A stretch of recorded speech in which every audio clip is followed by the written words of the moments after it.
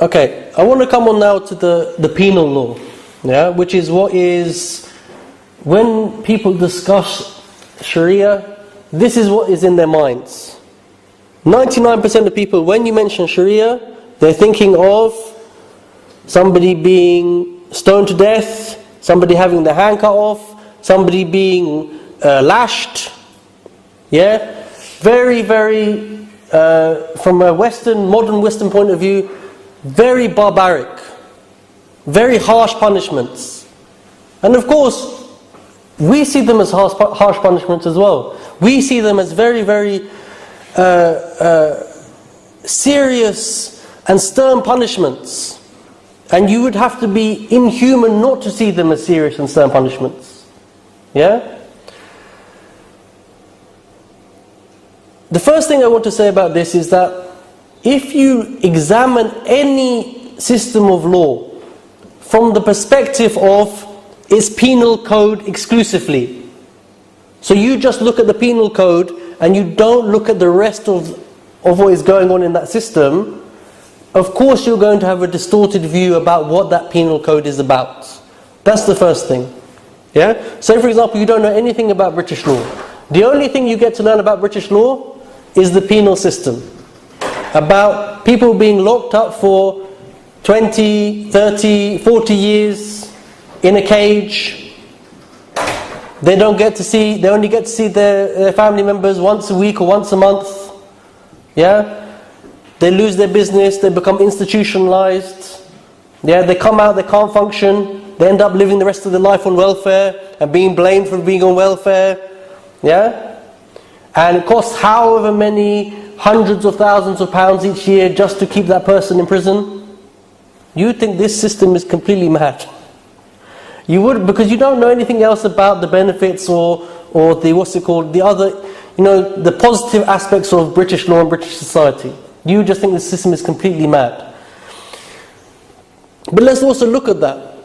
So one of the question that was given to us, there's an implicit assumption, which is that would we cut somebody's hand off for theft today, as opposed to using modern systems of punishment, like for example mass incarceration? But what I would say to a person is, let's question that assumption. Is it civilized to do this? To lock up tens of thousands of people, something that's like 80,000 people in prison in England at the moment? Yeah? In prisons. Is this a civilized thing to do? And to keep them in prison for years on end? Yeah? And like I said, destroying their families, destroying marriages, destroying relationships with their children, destroying their economic life, their business life. And also, while they're in prison, what are you exposing them to? You're exposing them to a society of criminality. People who go into prison, because one of the purposes of prison, one of the stated purposes of prison is to do what? Is to reform the offender. How are you, and then people are surprised that when you put somebody in a society of other criminals, that when they come out they're more likely to re-offend, and they've actually become better criminals whilst they were in prison, then they are more likely to do that than they are to come out as a reformed character. The rate of re-offending is through the roof. Yeah? So there's that. And also, the brutality of prison itself. The fact you are locked in a cage for however many hours, you might have certain, 1 or 2 hours to go outside in the fresh air. There are people exposed to male rape, and female rape, and all kinds of other violence, sexual violence, physical violence. They're exposed to these things within prison which they may never have experienced in the outside world. So they become brutalized within the prison system as well. So we shouldn't assume, just because something is modern and it's something which is propagated as being civilized, that we should just go, yeah, okay, it's civilized because you tell us it's civilized. No, we should interrogate that assumption. This is the first thing. The second thing is we need to understand the history of the West. Why have they got this kind of understanding? If you look back in English history, go back to the Elizabethan era. Yeah, Elizabethan era is about 600, 700 years after the Prophet ﷺ came in this world. In the Elizabethan era, if you were poor and you stole, for example, something which was worth about 10p, they could hang you. Yeah, they could hang you for that offence. If you were rich and you stole a chest of gold, you might get put in prison for a little while. And there were extremely vicious punishments. Even, let's look at Guy Fawkes. You all know about Guy Fawkes. Guy Fawkes tried to blow up Parliament. Guy Fawkes, when he was executed, he was hung, drawn and quartered. Yeah, do you know what that means though? Hung, drawing and quartering means that the person is first hung till they're dead, and then they take the body, they attach the four limbs to four horses, and they make the horses ride off in opposite directions, so that the body is split into four pieces. Those four pieces are then taken and put in different parts of the kingdom as a deterrent, to show this is what happens to traitors, this is what happens to people who go against the state. And these types of punishments, and worse punishments than this, were very common. Yeah? They were very, very common in medieval and early modern English society. The French philosopher Foucault, he says, because we were at that time a religious society, quote unquote, a Christian society, we did not torture the soul. Instead, we punished the body. We punished the body and we didn't torture the soul. But we have gone from that system of very extreme punishments, far more extreme than anything that we find in Islamic legislation. We've gone from that extreme to an extreme of torturing the person's soul by imprisoning them, by depriving them of their family, of their friends, of the society. Yeah? And he also points out that this system, the prison system, the way a prison is run, is very similar to the way a school is run. It's very similar to the way a 9-to-5 job works. And they're all based on the plantation system of slavery. A system where people are controlled. So the state system, many of the institutions of the state, the prison, the school, the 9-to-5 factory, the clocking in and the clocking out, having to ask permission to go to the bathroom, is all based on a very extreme system of slavery that they had in the West Indies. But we've gone from a system, and he says, look, we've gone from a system where we tortured the body to a system where we don't want to torture the body. We're squeamish about that. We don't want to inflict physical pain upon people. But we have no problem with torturing their soul. We're torturing their inner life. Yeah? So this is one thing. Now getting to the issue of Islamic penal law. If somebody asks the question, or somebody makes, let me put it another way. If someone makes a categorical statement, for example, the punishment for adultery is stoning to death, or the punishment for stealing is cutting off the hand, then I can tell you that categorically that statement is wrong. That is a wrong statement. To say this is the punishment for these particular crimes. It may be a punishment in very limited number of cases, under a set of very limited circumstances, which in practice should be very, very rare, yeah, close to impossible, but not actually impossible. And let me explain that. The purpose, we have four types of punishments or systems of punishment within the Islamic penal system. You have the hudud, the had punishments. These are fixed. Yeah? And these are the rights of Allah subhanahu wa ta'ala. Yeah? So these laws cannot be interfered with by anybody. Yeah? No one can interfere with them. No government can change them. No Islamic scholar can come and say, well, we're going to change that law. No one is allowed to change those laws. Those are the had punishments. Okay? And those have a set of very strict conditions around them. If somebody is accused of one of those crimes, and that crime comes to court, and it is not proven to the very high level of the had punishment, it will then be reduced to what is called ta'zir. And ta'zir is a lesser punishment. It may be for the same crime. Yeah? So somebody might be accused of stealing. But that stealing that he has done, or the proof that is brought against him, is not to the extent where it is allowed to apply the had, which is to cut off the hand. Then he will be given what is called a discretionary punishment, a ta'zir punishment. Yeah? Which is at the discretion of the judge, but it can never reach the level of the had punishment. So you can never have a hand amputated under a ta'zir punishment. Okay?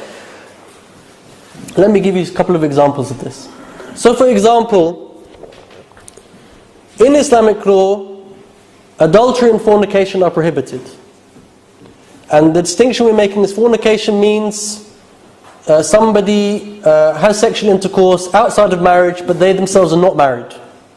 Yeah? So it's a single person, they've gone and had an affair with somebody else, but they weren't married to that person. Okay? Or they were married and they had sexual relations with somebody outside of that marriage, who again they are not married to, because we know a Muslim man can be married to more than one woman at a time. Yeah? But he doesn't have a marital relationship with this person. The had punishment for the person who is unmarried is 100 lashes, 100 stripes. And the had punishment for the person who is married is the rajam, the stoning to death. But the conditions are extremely strict. The conditions to bring this into effect are extremely strict. But before we even get to that, we have a principle which applies to all of the had punishments. And this, in fact, we have a couple of principles that apply to all the had punishments. One is the saying of the Prophet Muhammad sallallahu alaihi wasallam, that what? Waive the had punishment. Waive the had punishment through doubts, and search for those doubts. So this is an instruction to the Islamic judge. You should be looking for any possible doubt or ambiguity in the testimony and the circumstances, so that you do not have to apply these punishments. These extremely severe punishments. Why? Because the purpose of the punishment is not that, oh, that guy's been doing zina, that guy's been doing adultery, let's grab him, let's take him from the judge, let's get him killed. That is not how a Muslim should be. A Muslim should not be baying for blood. Yeah? As unfortunately is what we see in certain parts of the world. People really want to shed that blood. No. First of all, we've got the principle of concealment. Yeah? We should be concealing someone's sin. To the extent where, in the Fatwa al-Amgiri, it says, it is preferred that a person does not come forward as a witness in a had case. So you saw someone doing adultery, you saw them. It's preferred that you cover that person's sin up. It's preferred that you go and talk to that person, give them advice, encourage them to repent. Not for you to go in front of the judge and say, I saw that person doing this. Why? Again, for the same reason as I mentioned before. We don't want these things out in the public domain. Why? Because, oh, this person were having an affair? Wow, that's really interesting. Everyone starts talking about it. What is the topic of all of these magazines? Okay and hello, this person is with this person, that person is having an affair with that person. And people are just gossiping, it just becomes normal. The Islamic system, we want to keep those things hidden. We don't want those out in the society for people to go, oh, well, that looks interesting. Yeah? You know, people are doing these things. We don't want that out in public. So this is the first thing. And this is a general principle applying to all of the had punishments. The second thing you now have to have is you have to have 4 witnesses. You have to have 4 witnesses. And these witnesses have to have witnessed... have you got a pen? Has anyone got a pen with a lid on it? Yeah, exactly. Because I don't want to be crude. But I have to explain, no I haven't. The 4 witnesses have to have witnessed the act of intercourse to the extent where they have seen, metaphorically speaking, the pen entering the lid. You know what I'm talking about? Yeah? That this has entered this. They have to see this entering this. Not one person on top of another person, not, people writhing around, not people naked together. They actually have to be able to say, yes, I saw this entering this. That is the extent of which they have to testify towards. Yeah?